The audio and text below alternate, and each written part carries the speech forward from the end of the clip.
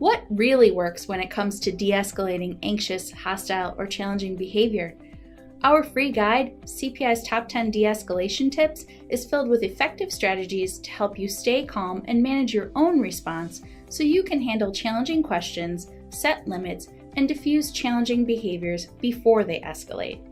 To get the guide, enter cpisite.com/EP51 in your browser. That's cpisite.com/EP51, and we'll send you the guide for your trouble. If you're listening on YouTube, just click the free resource link below.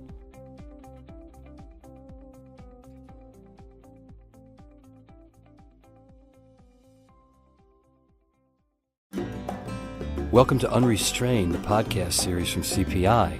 Here you can enjoy conversations where professionals on all sides of crisis and behavior management relax and open up about themselves, their workplace, and their clients. You'll get the latest tips and trends from the best in the business, so tune in often to integrate their experiences with your own. Hello and welcome to Unrestrained, a CPI podcast series. This is your host, Terry Vittone, and today I'm joined by Lexi Dryden of the Autism Association of South Australia, or Autism SA. Hello and welcome, Lexi. Hello, Terry. Thank you for having me. Thank you. Let me tell you a little bit about our guest. Lexi Dryden has had a lifelong interest in autism and strives to learn as much as she can about the people who are impacted by this area of neurodiversity. She has worked for Autism SA for over 15 years and is currently a consultant in specialized support services, helping kids with autism at school and within their home environments. Her role includes direct one-on-one and small group support, joining with schools, families, health therapists, and the often extensive teams working with children to increase their quality of life through evidence-based, person-centered practices. Since March of 2013, Lexi has been training the Mapa program, which stands for the Management of Actual or Potential Aggression. Mapa is comprehensive training that teaches management and intervention techniques to cope with escalating behavior in a professional and safe manner. According to Lexi, training Mapa is one of the best professional decisions she's made, and it has helped her to be more successful in her role both with kids on the spectrum and in supporting the team around the child, as well as her family and other people in the community.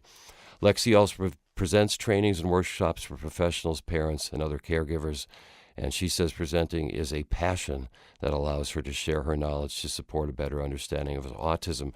All right, Lexi, let's begin. Could we start today with you giving our listeners a brief overview of your organization, Autism SA, and how you serve the community? Certainly. So we've been around since 1964, and we also now support into the Northern Territory. But it was started by families who were driven by the desire to ensure that they had access to the best information, education, treatment and support, and advocated for acceptance and understanding and encouraged research and leadership in the community.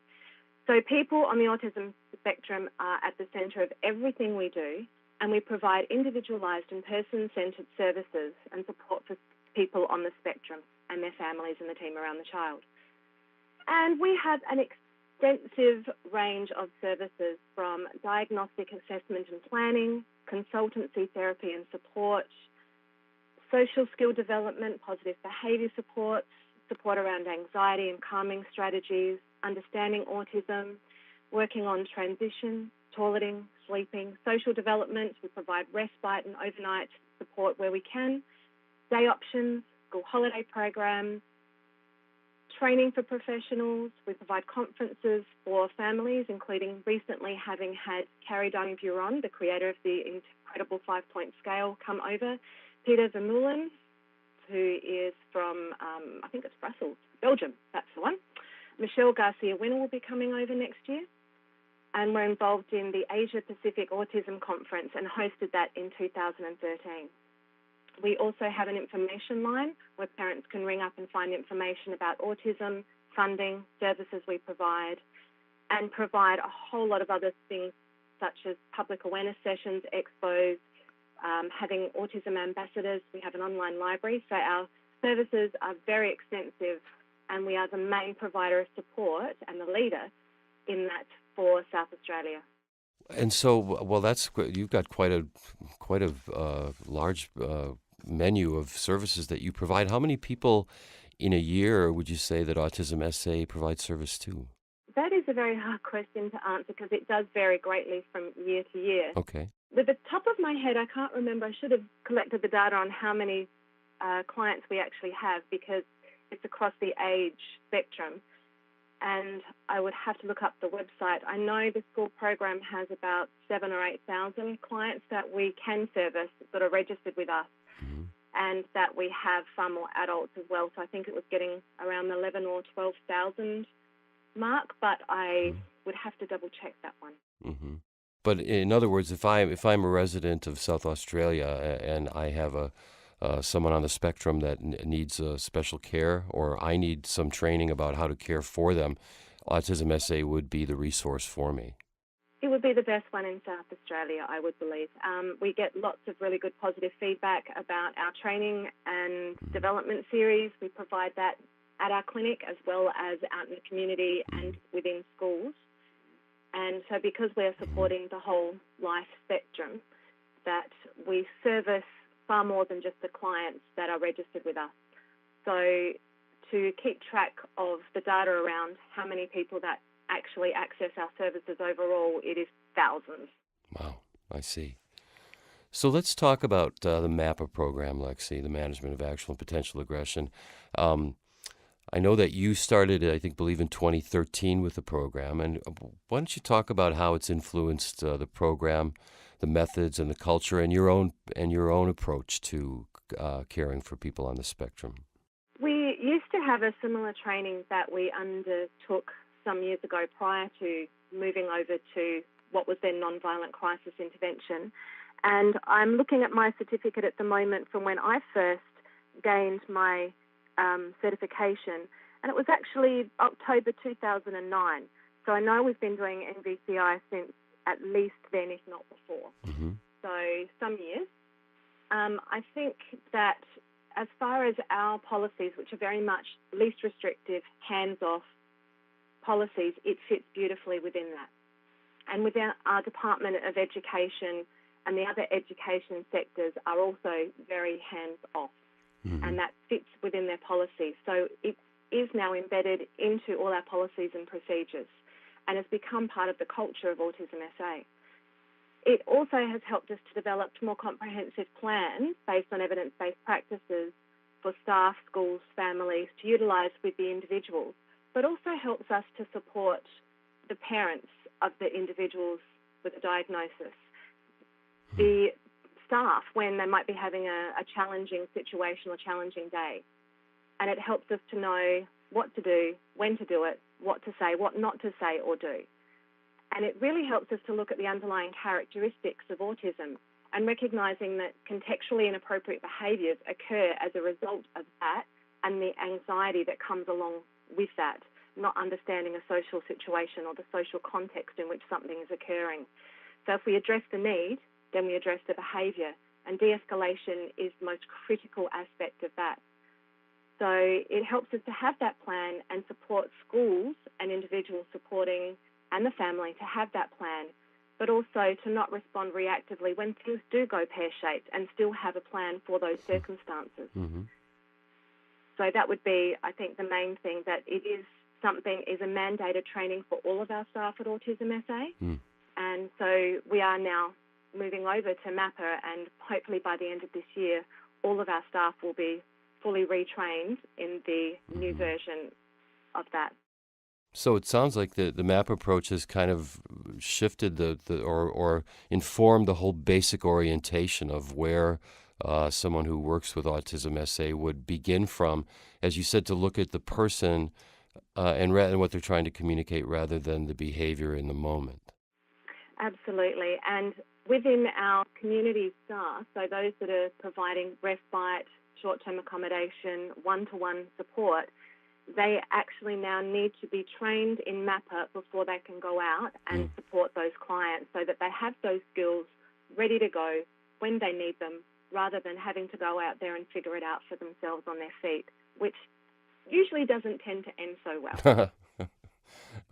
Well, an ounce of prevention here is coming into play, and I think that's one of the great things about the Mapa program and the behavioral model is it gives people a sort of a geography of where they are in a particular situation. Yeah, absolutely. And, And I think it's funny you say that, because I was presenting a training on Wednesday around positive behaviour supports, and one of the things we talk about in that is looking at the topography of autism and the behaviour, and really mapping it in as comprehensive and factual way as possible. So I think that fits with what you said quite well. oh. Lexi, during our pre-interview, you mentioned, let's get back to this idea of the basic orientation or the way a person approaches the task at hand, or a person that they are charged to have a duty to care for. You mentioned that teachers could use Mapa to break ineffective coping cycles, and that sounds really promising and really worth digging into. Could you explain how Mapa helps teachers break ineffective coping cycles? We use it in conjunction with the incredible 5-point scale a lot, but we do find that teachers often are trying to support multiple students. They'll have up to 30 in their class. They may not have another staff member in there. They're trying to support individuals from gifted through to those with some intellectual delay and other comorbid conditions. So it can be very hard for them to try and really support everyone, and often they're quick to go to the easy out, which is addressing the behaviour and perhaps being punitive in that moment. And the evidence shows that, especially for those with autism, but for all people, that doesn't actually work. And that's one of the things we stress the most when we even do the training, that this is not autism-specific training. It is just training for people, because people have anxiety. It is part of becoming or being human.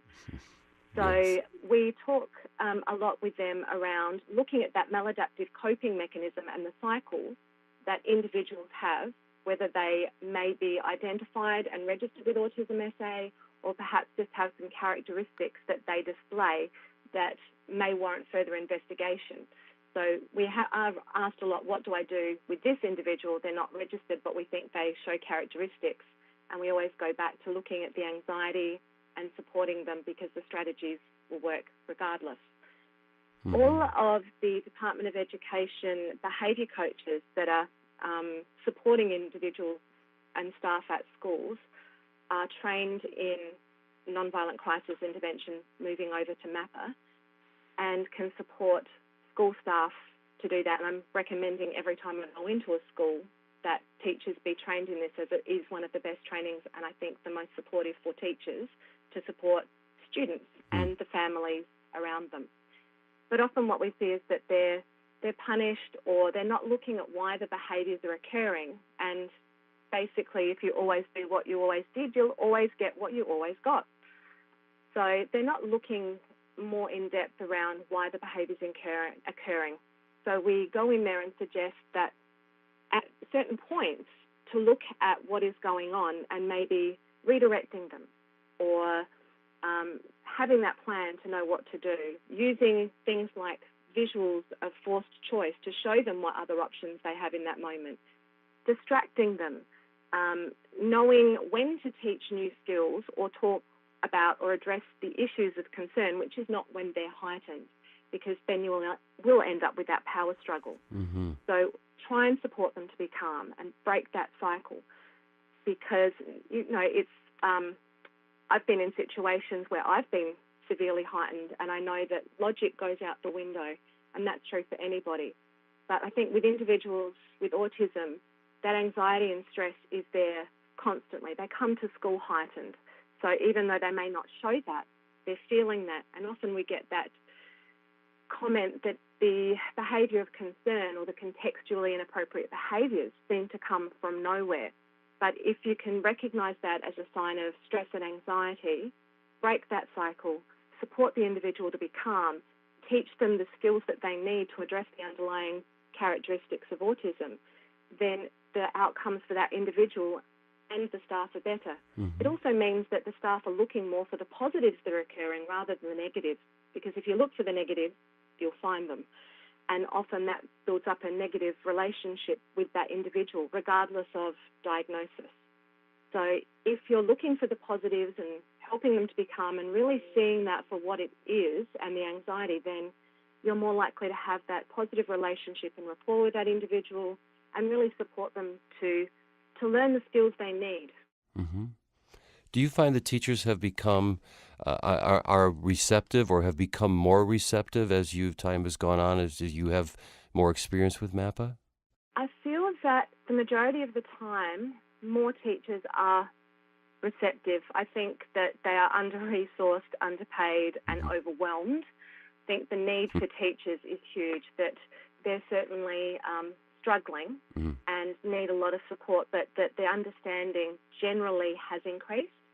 And even I was commenting at the training I did Wednesday that one of the slides we put up is often around what is behaviour.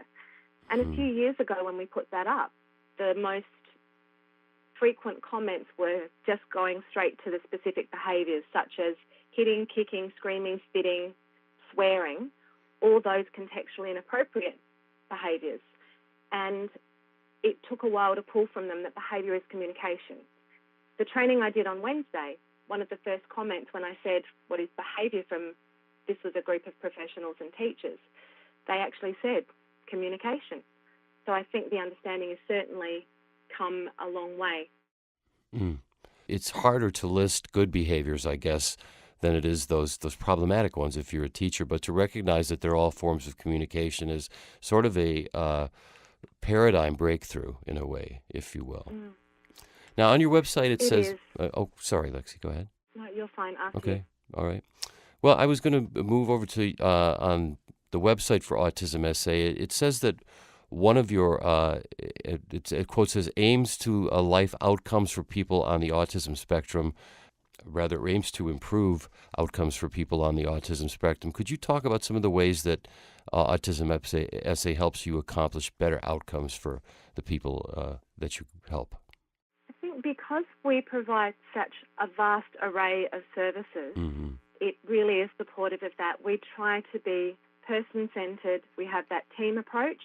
Everything we do is based on evidence-based practices, incorporating visuals. We make sure it's very much individualised because every individual, regardless of diagnosis, is just that. And one size does not fit all. So everything we do has to match that individual and the team around them. When I'm supporting in schools, I always look at what is the teaching style of that staff member, what is the learning style of the individual, and how to meld that together somehow for positive outcomes and best outcomes. We provide strategies around supporting individuals to learn about calming strategies and breaks, as well as providing staff understanding and families understanding of how to support them externally, because it needs to be that holistic approach.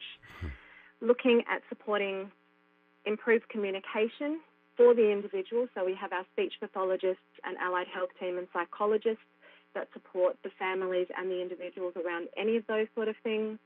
Looking at social pragmatics, supporting them with participating in the community and promoting community awareness and understanding via our events and promotions. We have family events that they can come to and just be part of the autism community and culture of autism. We work very closely with the individuals themselves to try and get their input and perspective to support them to be happier. And I think that was one of the key things that came out of our recent conference with Peter Vermeulen, which is that happiness in autism is, I guess, underrated and not focused on or looked at enough. How do we support them in their self-esteem and those barriers so that when they become older, they are successful and happy as they can be as an individual? We try to help them around their environment, both them having a bit more control of it, but not taking control of it, I guess, where possible from when they're younger, and just supporting them through groups and community awareness, participation in the community when they're older, to really reach their best life outcomes, to be the best they can be, and to try and fit into the community in however they possibly can. So you really take a long-term perspective on overall wellness and self-actualization for people on the spectrum. We very much do try to do that. And I think the longer I've been with Autism SA, the more I've been able to see that and really see some of those individuals I've worked with from when they've been in what we refer to as reception, when they first start school at about aged 5, through to high school, now seeing some of them in the workforce as they've grown up, seeing them as adults. And I have one of my close friends who I've been friends with since I was 8, who has 3 children with a diagnosis as well as other comorbid conditions. And in finding out more about autism through her children, then was able to self-identify and has had one diagnosis so far. So I have had a friend since I was 8 on the spectrum, and to be able to see what's going on in her world, her struggles, but the triumphs and the way her kids are getting through that and now going on to study and work, and she's become a grandma, all those, as have I, to be honest.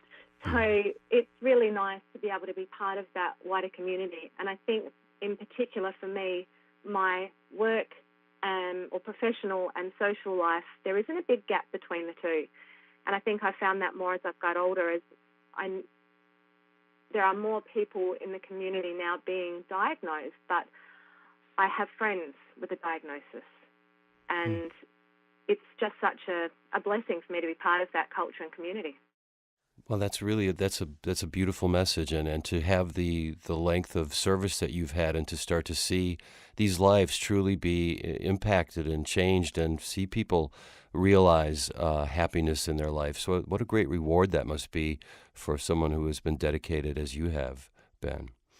Yeah, we have a lot of times where things don't go as well as you would like them to.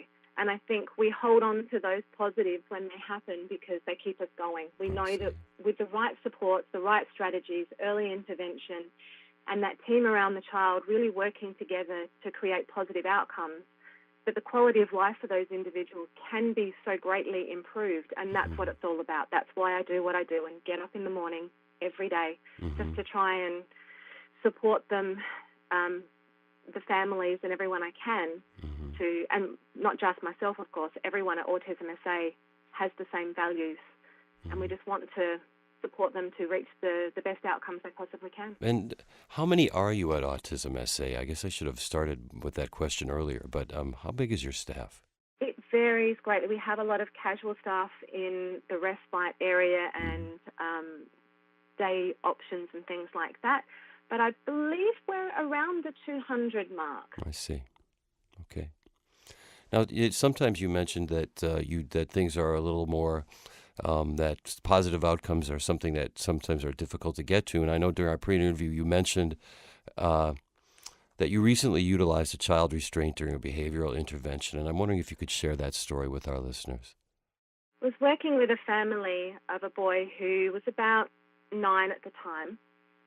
And he'd been off school for about a year due to extreme behaviours that were presenting at school.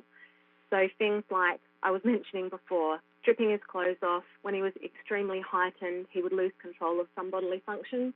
It was hard to ascertain if that was accidental or intentional, or whether maybe it had started accidentally and become intentional because it got positive outcomes for him. Swearing, hitting, kicking and others, throwing things, very high levels of escalation. So this boy has an intellectual disability and was actually in a special school environment. So, Lexi, about what age are we talking about here? So about 9 at the time. Okay, thank you. So quite young, 9 or 10. And so quite high level of need. Family are in a rental accommodation, so finding it very hard to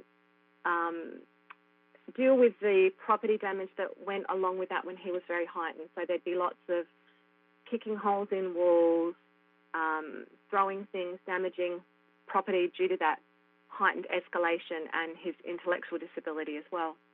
So they were barely coping and have since actually split up. They were having problems accessing the community because of the behaviours. So even just trying to get that student to school was, as soon as he would drive into the car park of the school. So I was providing some support in the home environment and trying to find strategies and ways to de-escalate this individual.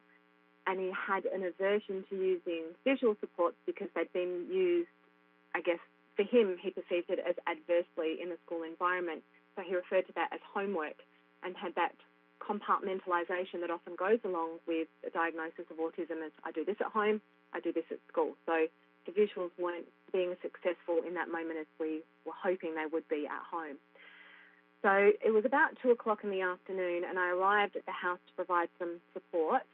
And No, as I opened Lexi, my car... could I stop you there? Could we go back? Because I think when we got cut off, wasn't it, did I miss something that he would, as soon as he got into the car park, he would start acting out? Yes, he would, and Okay. then we were trying to work on a return to school program. I see. Okay. Yeah, and that might have been when we cut out because there was a bit of a delay. Right. So when we were trying to work on that return to school program, I was in a car ahead and he was being driven by his parents, and as soon as he pulled into the car park, I could see him kicking and hitting and lashing out. So they just turned around and went home again, and we couldn't even get him into the car park. Oh, my. So it was a very, very stressful and challenging situation, and trying to work on ways to support that. He is back in the school environment, but a different school, and things are still a struggle, but we are working on it heavily. But so basically when I arrived to do this at home support for him this day, I could hear him the moment I opened my car door and could see Mum at the front door waiting for me. And she said it had not been a good morning. He's been like this since 6:30 this morning. So it had been some hours. And there was holes in the wall. He had tipped his bed up. Toys had been thrown everywhere. And Mum dealt with it very, very well. She's maintaining calm, but was still very much struggling. And it's unfortunately something she was used to. Oh, my. One of the methods they had used quite a lot to support him was to restrain him, but it wasn't in a children's control position or anything that would be able to be maintained as he got older or was particularly safe for anyone involved. But he'd also inadvertently learned that I can escalate, I don't know how to self-calm, I have deep pressure placed upon me by this form of restraint, and I find that calming without being able to be cognitively process that. So I was trying everything I could to try and de-escalate him while he was in his room. So I tried different sensory activities and strategies that I had tried previously.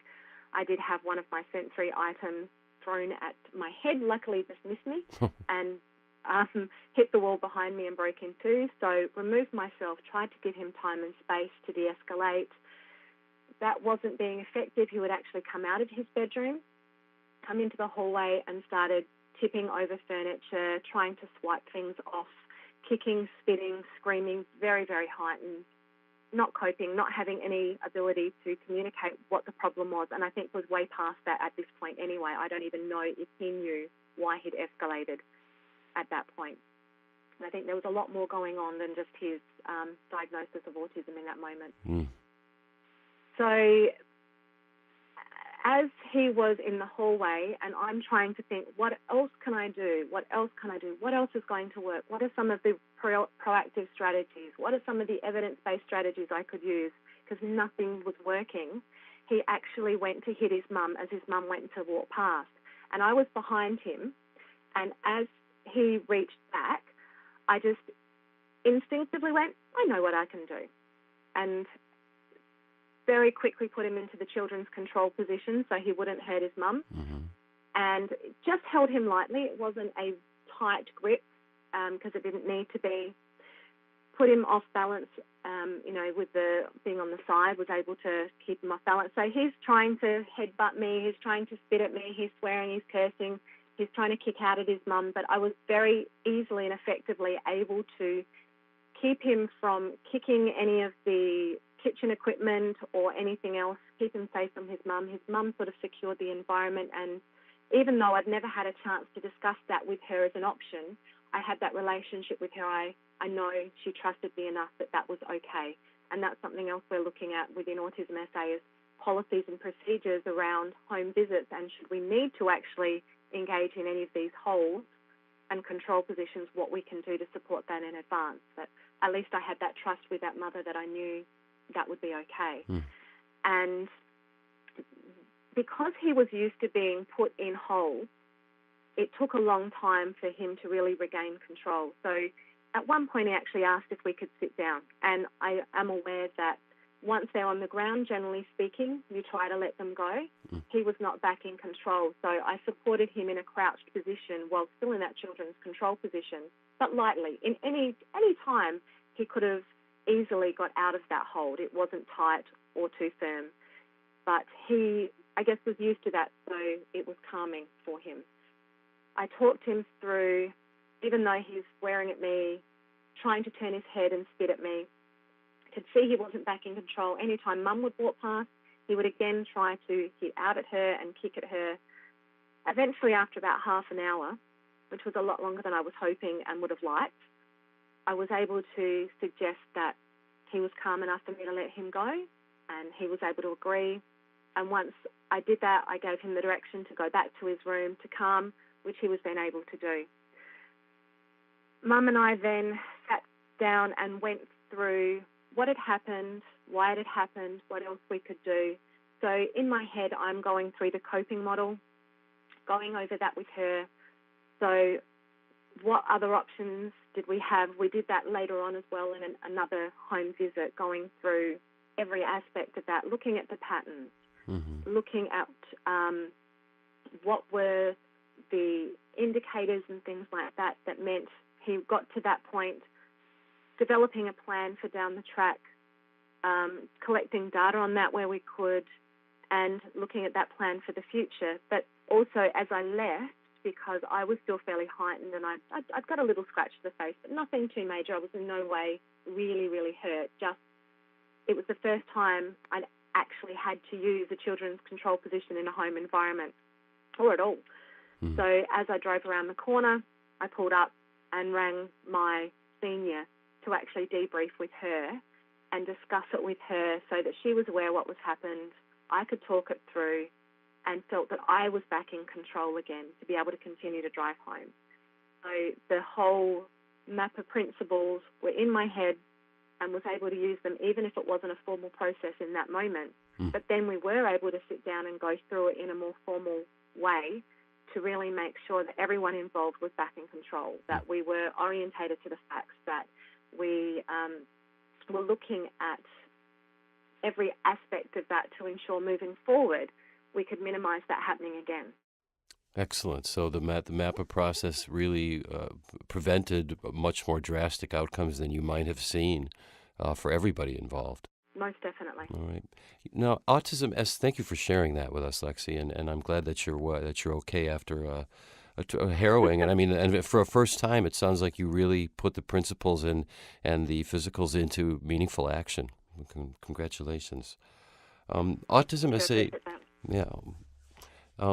Autism SA is a registered charity, and I'm wondering if you would give us your opinion of how South Australian society views people on the spectrum, and if you would describe the general mindset as enlightened or supportive, or the change that you may have seen in the several years preceding. I think again that it is a very individual perspective, and everyone has their own view on autism or the behaviours that might come about because of autism. And I think some people who are a bit older might still have that almost negative headset around looking still at the behaviours that occur and the contextually inappropriate behaviours rather than why they're occurring, and feel that sometimes the punitive measures are still the best, where evidence shows long-term that doesn't make long-term positive behavioural change. I think people have certainly gone from when I first started, or, oh, you work where? Or what is autism? Or I've heard a little bit about that. Or we used to have the very classic common one of, oh, that's like Rain Man, isn't it? Which, of course, is a very stereotypical view and not representative of the broader spectrum as well. Nowadays, when I mention where I work, I generally get, oh, my cousin or my brother or my sister, my uncle, my friend has autism. So the awareness has certainly increased exponentially with, I guess, the rate of diagnosis. But I think that understanding and awareness and inclusion within the community has increased greatly as well, which is a really lovely thing to be part of and to see. So with that increase in diagnosis from probably, I think it was 1 to 2 in 500 to 1,000, if not greater, when I first started at Autism SA, to now being less or greater than 1 in 100. So the worldwide stat from 2016 or 17 were about 1 in 100, but I know in the UK and the US it's roughly 1 in 88, so probably even higher, probably 1 in 68, but the stats we go on in Australia are 1 in 100. But we did do a study that showed that of school-age children, it was probably around 1 in 42, because that's the cohort that's getting more diagnosed rather than the adults. I do think that support needs have certainly increased, but I mean, the support mechanisms have increased. Our funding has increased to support individuals on the spectrum, but probably not matched. It probably hasn't increased along with the diagnosis, but certainly is getting there. I think that there's always going to be families that have high needs that may not always be able to get the services that they need, but we are working towards that. And I think Autism SA staff has increased greatly to match that need as much as we can. Our education system is struggling, and I don't know whether that would be similar in UK or America, but to meet the needs and that diversity, not just around autism but around individuals, is huge. I think there is a lot of more success stories happening, and I guess because we're having individuals that are adults being diagnosed, they're able to convey how they feel. They're able to express what happened to them at school and be part of the change, to see how the education system and schooling and support can really benefit individuals with a diagnosis from a lived experience, which is so vital.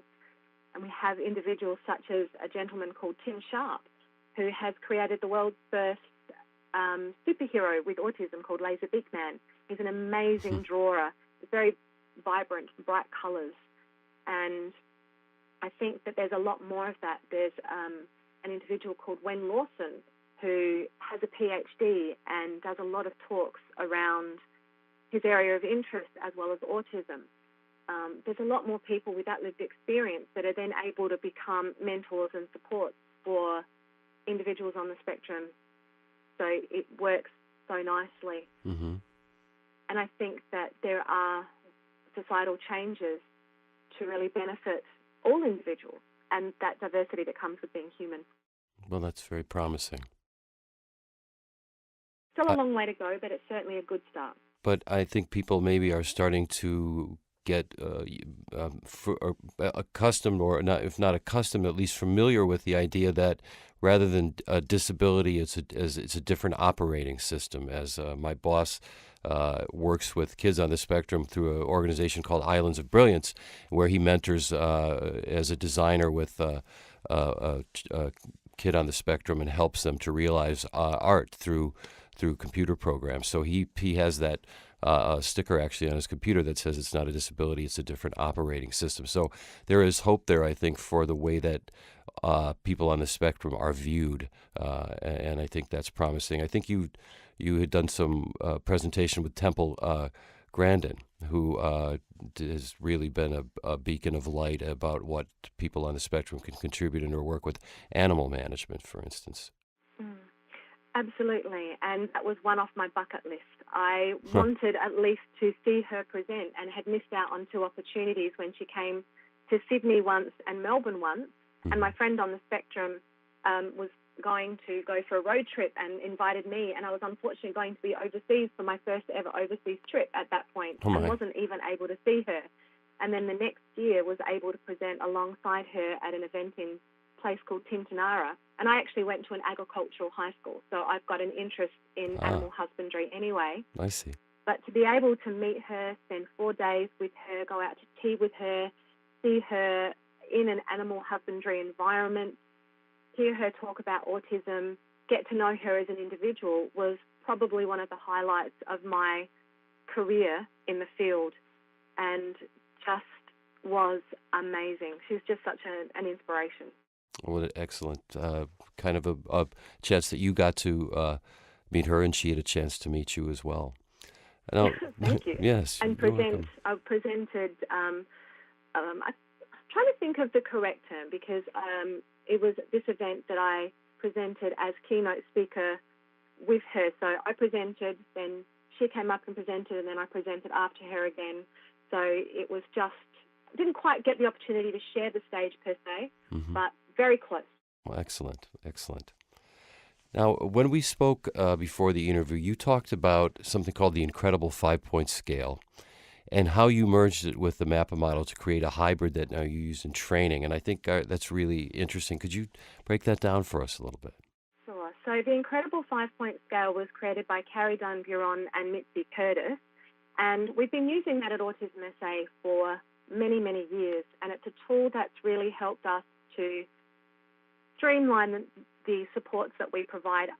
There's many, many other practices that we used as well. So this is one of many, and we are very eclectic. As long as they have evidence, then we are trying to use them, tweak them, incorporate them together as much as we can. But with that one, because it is so clear and it delineates and breaks down any social situation or anything along those lines into very clear, systematic ways of describing behaviours or social situations or events, anything, that it fitted really nicely. So I've been working very extensively with a high-needs individual in our northern suburbs and was trying to figure out a way to present information more clearly for the school, to wean them off my services, basically, and to leave something behind that was easy to utilise and could be have data to be collected on it, etc. It was factual, systematic, and to the point. And I found that by using the Mapa escalation or the verbal escalation continuum and looking at that anxiety, that fitted quite well from a level 2 and up. So level 1 is when one is calm and in control for emotional regulation, through to the 5 being too late, I've lost control. So the 1 is the least amount of anything, and the 5 is the most amount of anything, or the greatest. So in this case, it was looking at the least amount of escalation to the most amount of escalation, basically. 1, calm in control. So I looked at how I could meld the two. 2 would be pretty much the beginning stages of anxiety, when they might increase that questioning, increase movement, fidgeting, looking at the facts, so what you see and what you hear for that individual. It might be tapping more, they might be quieter. Some individuals become more withdrawn at a level 2. Then the level 3 is that next level of increased anxiety. So you might see that low-level refusal. The fidgeting increases, the pacing might increase, etc., through to a level 4, which is that verbal release, that intimidation, low-level physical, but not generally directed at anybody, and placing that on the scale and putting it in a very factual form. And the 5 is that at-risk individual, the total loss of rational control, and incorporating that in what you see and what you hear. And with this, it also looks at, well, what do we do? So it has a plan for the individual as well as those that provide the support as 2 separate things. So we use the 5-point scale to support the individual to have a plan about what he sees, what he hears, and what he may feel or she may feel at each level of that scale, but created one separate for the staff to have around what do I do when they're at each level, and incorporating those Mapa principles. So distracting and diversion. Helping them, again, with past the level 5 or wherever it may occur, with that developing that therapeutic rapport with that individual when they are de-escalating, and referring to that as the recovery period, whether that occurs after a level 3, 4 or 5, and really looking at building that rapport with them where we can. One of the things that we liked the most about it is that we were able to track data, because you can have that predetermined about what each level looks and sounds like, and then just circle the number on the 5-point scale and track it. And for that individual to start with, we did that every 15 minutes. We asked that individual what level he felt, and then with time we actually did an observational level as well. And we knew at a level 4 or 5 not to ask that individual. You could see they were at that level, and we would just circle it on the scale. He, to start with, was only at school for 2 hours twice a week and was 3-to-1 support, so 2 SSOs or school support officers and myself, and I was trying to upskill the staff on what evidence-based practices to use to shape his behaviour and reward him, etc. After about a year and a half, he was at school pretty much full-time, and we had tracked that data. I was able to develop little graphs to show him how much more successful he was, how he'd only been getting to a level 4 pretty much for 2 terms, and his average behaviour was between a 1 and a 2 for the majority of the time. And we could also use it to figure out patterns of behaviour. So again, that coping model, and looking at when things occurred and provide plans and alternatives for what to do if he got to those levels.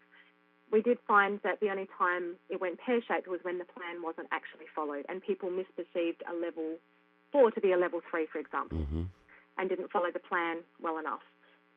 But it does work, and it does show improvement for that individual, and also was able to prove to the powers that be that the funding that they were receiving was working, and it needed to continue. I see.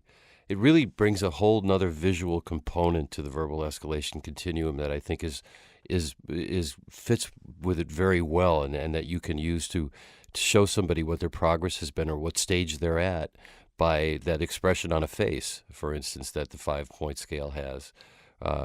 That's very nice, very nice. Well, Lexi, let's close today with. I wanted to ask you about what's your dream advance in care for people on the spectrum, or where do you see real progress happening? I mean, if in your heart of hearts, if it could be like this, what would that be? I guess because it is such a broad spectrum, it's hard to answer that simply and succinctly, but I'll do my best. Okay. My name does mean word or language in Greek, so I am known to talk. But I think one thing would be that we don't need to provide care or support for them, that it's just that there is that community acceptance and understanding of autism as being part of the neurodiversity of being human, and that it's just an accepted part, and that any supports are holistic and in place for everybody because they would support the wider community. And those, especially in education, that using visuals, using schedules, using structure, using ways to support de-escalation, calming strategies are taught across the board for all people, not just those, regardless of their age, their ability, race, creed, or religion, that they are person-centered, they are individualized. I guess the hard part sometimes is there are individuals with comorbid conditions. There are those that have epilepsy, Down syndrome, intellectual disability or intellectual delay, and that it is trying to support those to get their needs met that is probably harder, like the individual I was talking about before. And that would be where just having all people understanding of autism and what it means and what would work, and promoting happiness and being calm, I think is a huge area. I think that if we could provide training at a tertiary level for teachers coming out, I think at the moment autism is more of an elective than it is a compulsory thing. But the strategies, I think, go wider than supporting just the autism community. So I think if that was taught and really practiced more, I think a lot of new teachers come out without the practical skills to support any individual at times with escalations.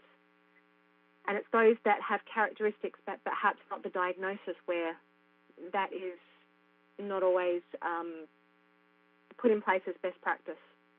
But I do think it is helping people to look at the underlying characteristics, knowing that suspensions and exclusions, etc., don't tend to work effectively for long-term behavioural change and often may have the adverse effect or be counterproductive. But look at the anxiety and the stress and supporting the skill training around learning social skill development, learning how to follow a schedule, how to be rewarded for doing the right thing, whether that's verbal or tangible. But definitely having those proactive and positive behaviour supports in place across the board for every individual who needs it, individualised to meet their individual needs. Well, that's a beautiful vision of where we hopefully will get to. And I think it really is important, as you said, that teachers are provided more than an elective look at how to deal with behavioral issues with people on the spectrum, to support them, to support better outcomes for people on the spectrum on a much longer term basis, as you have done at Autism SA.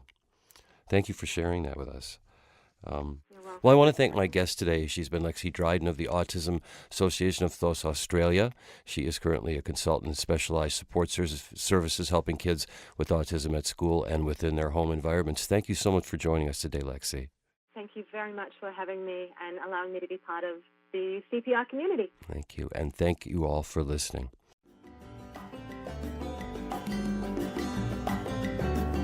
Thank you for joining us today on Unrestrained.